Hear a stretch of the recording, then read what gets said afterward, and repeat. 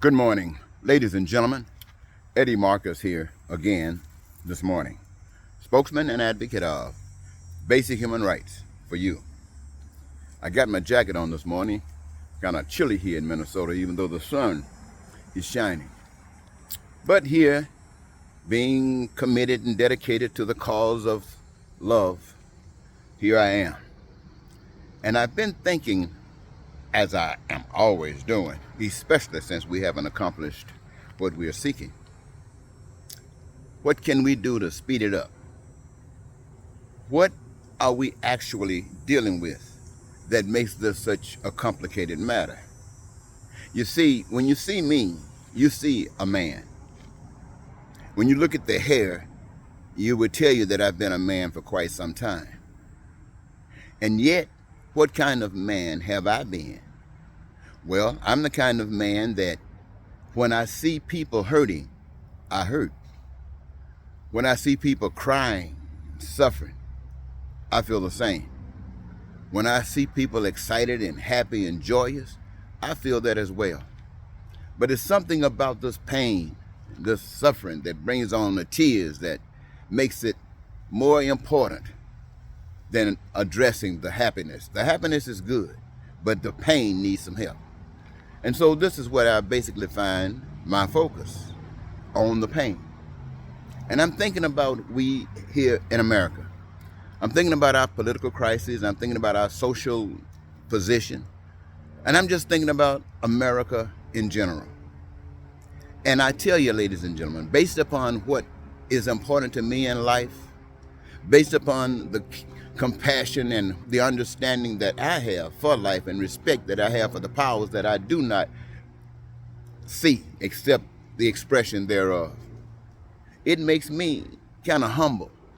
It makes me feel that the earth that I walk on tells me that people are important. It makes me feel that the fact that we require oxygen to live and everybody receives oxygen, it makes me think that each of us are sort of like important.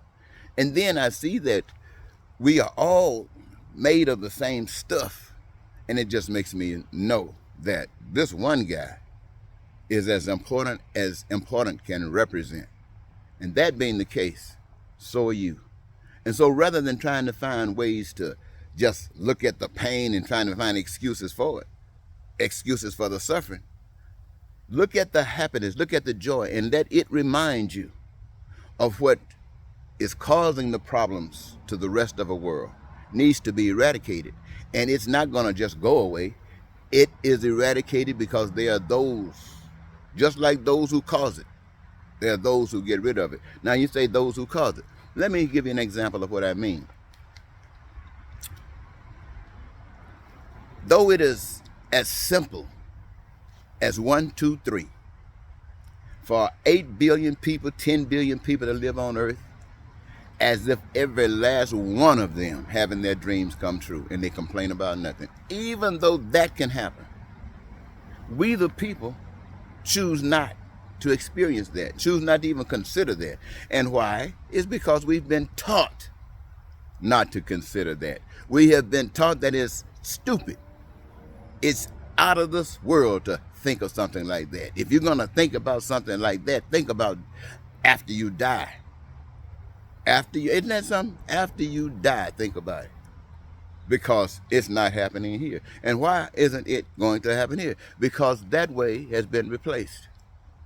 It has been replaced by the power of greed, by the power of evil and hatred, by the power of, when it comes down to people, I think about narcissism, but something similar to that. It has been replaced by that which wants to replace the truth with a lie. You've heard something called alternative truth, which is a lie. It wants to replace the truth as being true. But this is not true because it does not work for everyone. It is the author of the pain and it is the author of the suffering. While the power that made us so that we can engage ourselves in the process and all become one in achievement, this power says, no way. No way. That power's way is to have the power. And it says, if I got the money, I don't care who make the laws, I don't care who proclaim to be God. If I got the money, you know what that means? That one controls things. And why and how can that one control things?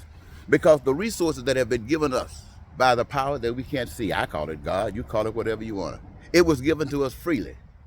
And by us having a gift to engage ourselves, mean we freely engage ourselves in pursuing our love. And if we do that, the result is our reservoir of goods and services will never be depleted. But this power says, no, I've confiscated everything that I can confiscate. They went all over the earth trying to confiscate stuff. Every nation trying to colonize other nations, take what they got for their benefit. That's that old evil one, the same one that's doing the pain, that's causing the suffering that you're going through every day. That's the one. Confiscating. They're in Africa. Everybody goes to Africa, they say. Say Africa's a rich place, they say. And everybody wants to go over there and just rip Africa off. And African people walking around in certain situations just as humble and suffering as much as anybody anywhere. But everybody's there robbing. Nobody has solutions to bring success and happiness to the people of their nation, of the world. No one. And people are not even, they might say something about it and saying how much we're missing it, but who stands up for it? Everybody stands up for it. Well, I'm going to get to that in a moment. And so what you have is the power of the earth saying you got to get money because everything got a tab on it and you ain't got the price you can get it. So they cause you to live a lifestyle, whether it's your choice or not. It's a way of getting some money, perhaps. It might be lying, it might be cheating, it might be stealing, it might be a hater. It causes all of these different things, but you got to get the money so you can survive in a society that says this is the way we're going to be. And you have to go along with it. If you don't, you will end up being persecuted, you will end up being put in jail, you will end up being, if you want to protest, being beaten by the system with bullet sticks. Not only that, you will be killed if you don't go along with it. And so you find yourself here, you're talking about a God that is almighty, and yet you are bending down, bowing to the power that says, give me the power of money, and I don't care who your God is. And you say you got a God, but that God can't even give you enlightenment of how to stand up on your feet and represent that God. Isn't that something strange? What's happening to us? Well, it didn't just start, it's always been here. And that's why in America, and I guess around the world, two things that's very important for man to keep his control.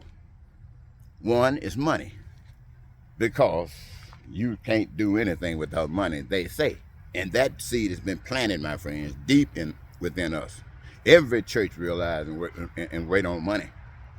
None of them are going to turn their back on money.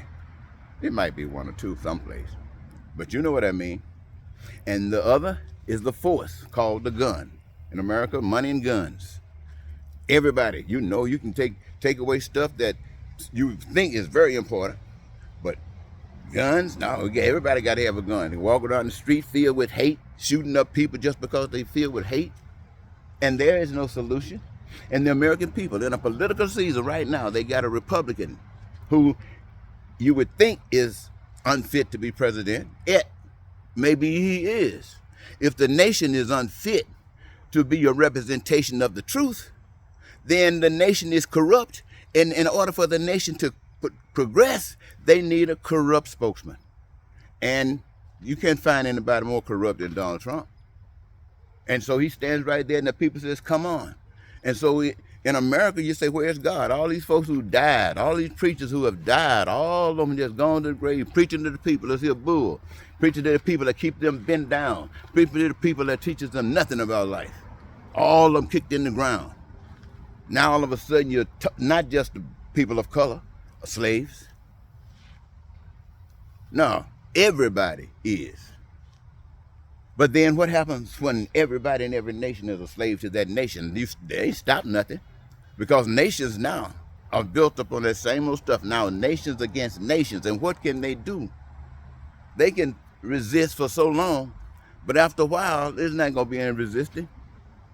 And that's the result of the life that we've chosen. But I'm telling you, ladies and gentlemen, It doesn't have to be. It does not have to be. Focus on the two things in America, because I'm talking to Americans now. Money and the gun. Money and the gun. If you would wake up, it doesn't matter if you got a Republican or a Democrat in the White House, a man or a woman, black or white, because they're going to walk according to the principles that is of life. But I want you to know, ladies and gentlemen, if I had, as much as I love you, if I had the power to do a whole bunch of stuff except just automatically change you, you would not come into a heaven of mine. And the reason is that you're really not fit to be in heaven. None of us are fit to be in heaven. Now, this pisses you off. All the mega churches and all the preachers who've been renowned all of a lifetime, none of us are fit to be in heaven. You see, there's a test that we must pass, and it is the evidence of whether you're fit to be in heaven. And that evidence is when you wake up, if you wake up, when you wake up, here. Waking up means seeing the truth and understanding that you're living a lie and making a decision, a choice that you are going to live according to truth. And when you do, I'm telling you, ladies and gentlemen, you're going to be going against mostly everything that America is about, everything that humankind is about. They talk, but they ain't nothing but talk about being good. They don't even know, the humankind don't even know what good is. All of us, we just as lacking in an understanding of good as we can be. We are crooked. We were made that way by mankind. And so that challenge will be, what are you going to do? Are you going to walk according to the world like everybody on earth is doing today? Even when you're taking a gun, killing other people, you're still walking according to the dictates of the world. Now, they gave you a representation of Jesus. I don't care whether you believe it or not. If it's just a story, they gave you a representation of it. And there have been so many others, but there were those that exist in our time. We would call one Mahatma Gandhi, India. What happened? He stood for what was right, and the world said, hell no. Malcolm X, Dr. Martin Luther King stood for what was right, and the world said, hell no. And everybody else, they know what these guys represented. They were being followers. They followed them just like maybe the disciples did. They just followed. But when their head was gone, hell broke loose. And that's what's happening to America today. Hell is broken loose. Didn't just break, but it's always been here. They thought it was going to get fixed. You took these real people out. You took the truth out, and everybody started living a lie. And here we are today trying to go way back and repeat a whole bunch of the stuff, the lies we've been taught. No, I'm going to tell you, all of us, we are not fit for heaven. And many of us are laying on our sick beds today. Many of us are dying, praying, telling God help us. And the truth of the matter, just according to me now, I'm not speaking for God. I'm saying if this were my God, based upon what I've been taught, you wouldn't be fit for my heaven. Because in my heaven, you're lovers. You care about one another. When people hurt, you hurt. And the hurt got to go. When people are suffering, you are suffering. And the suffering got to go. In my heaven, everybody understands that. And that is not allowed. But in America, on earth, that's the way it is. And nothing's going to change it. And let me tell you, I'm going to give you one example. Years ago, you've heard me talk about Paradise on Earth Unlimited. I came to America and stood up and say, I want to be the president of the United States because these are the things that I want to see. I want to see you satisfied in life. What about you? Do you want this? And America said no. A few years later, they give us what we got. So tell me, the choice is really mine for me. And I can't, this is hell. And as long as I get a voice, I'm going to speak against this hell. But I'm not just going to speak against it. I'm going to lift up what's good, what's truth, and what's beautiful, and what's loving. So I'll be back, I hope. But until that time, bye-bye for now.